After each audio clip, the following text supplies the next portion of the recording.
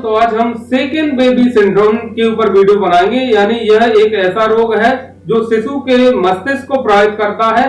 तो सेक मतलब हिलाना, बेबी मतलब बच्चा। अगर बच्चे को हम इस तरीके से हिलाए डुलाएं कि उसके मस्तिष्क को क्षति पहुंचे, यानी उसको झटका लगे या उसके गर्दन की नस या सिर को जो खिंचाव महसूस हो, क्योंकि बच्चों के जो टिश्यू और नसें हैं वो बिल्कुल कमजोर होती हैं। अगर इस तरीके से फॉर एग्जांपल के लिए टेडी बियर है, अगर ये बच्चे के पैर मान लीजिए, ये बच्चे का सिर मान लीजिए, मैंने कई बार लोग क्या करते हैं, ज्यादा लाड़ में बच्चे को उठा लेते हैं। यानी 1 महीना या 6 महीने तक के बच्चा या साल भर का बच्चा जो वीक है और उसका सिर इस तरीके से पकड़कर इस तरीके से घुमाते हैं, तो कई बार गर्दन में या मस्तिष्क में खिंचाव के चलते बच्चे में सेकेंड बेबी सिंड्रोम की समस्या उत्पन्न हो जाती है।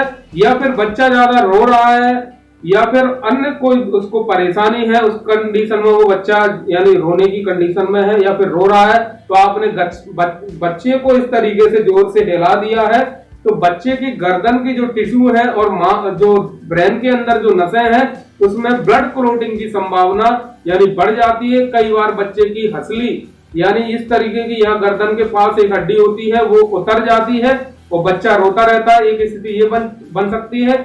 या फिर अगर ब्लड क्लॉटिंग हुआ इस कंडीशन में यानी हिलाने की कंडीशन में, तो आपको हो सकता है आपको मालूम बिल्कुल ना चले, कोई किसी तरीके का उसको जो लक्षण है वो सामने ना आए। तो कई बार बच्चा जो नीला और पीला पड़ जाता है इस तरीके की जो यानी आपने बच्चे को इस तरीके से हिलाया उस कंडीशन में, इसका ट्रीटमेंट बड़ा मुश्किल होगा अगर, क्योंकि ब्लड अंदर जमा हुआ है। कई बार आपने देखा होगा जैसे गुस्से में हम बच्चे को पटक देते हैं, खासकर फीमेल, जैसे पति पत्नी में झगड़ा हुआ, बच्चा रो रहा है और उस कंडीशन में बच्चे को उसने फेंक दिया, तो बच्चे को जो ब्लड क्लॉटिंग सिर में हुई है तो या तो उसको चीरा लगाकर उसको निकाला जाएगा।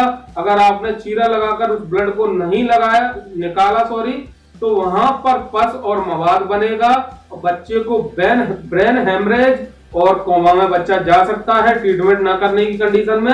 और सेकेंड बेबी सिंड्रोम की स्थिति में भी अगर अभी उसको ये लक्षण नहीं हुए हैं तो भविष्य में यानी 2 महीने या 1 साल, 2 साल या 3 साल बाद बच्चे को कुछ लक्षण आपको देखने को मिल सकते हैं।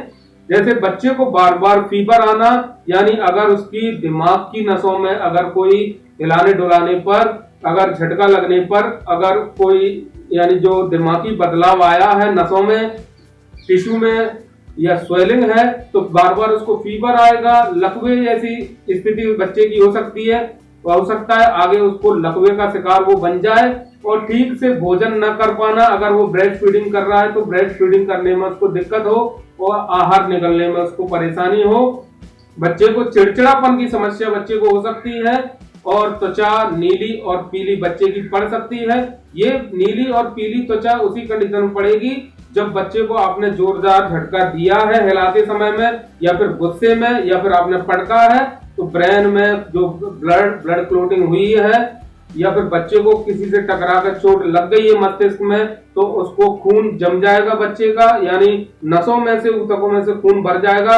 उस जगह पर आप फिंगर से अगर उसको टच करोगे यानी हेड को, तो वो पिलपिलापन उसको दिखाई देगा, बच्चा चिल्लाएगा। और जो एक्सपर्ट डॉक्टर हैं बेबी के यानी बच्चों के चाइल्ड रोग विशेषज्ञ हैं, वो चीरा लगाकर बच्चे का वो ब्लड निकालेंगे। अगर ब्लड नहीं निकाला तो ब्रेन हेमरेज और लकवे की स्थिति बच्चे को हो सकती है, तो बच्चे की डेथ होने की संभावना बढ़ सकती है। तो इस तरीके के कोई कदम ना उठाएं और ऐसा आप बिल्कुल ना करें लाड़ प्यार में। तो आप समझ गए होंगे सेकेंड बेबी सिंड्रोम क्या है। यानी इसके लक्षण हो सकता है कि तुरंत बच्चे को देखने को मिले आपको, या फिर हो सकता है कुछ सालों के बाद ये लक्षण आपको देखने को बच्चे के अंदर मिल सकते हैं और बच्चा कोमा में जा सकता है, जिससे बच्चे का फ्यूचर और आपको परेशानी खड़ी हो सकती है। तो इस वीडियो को बनाकर मुझको बचपन की याद आ गई।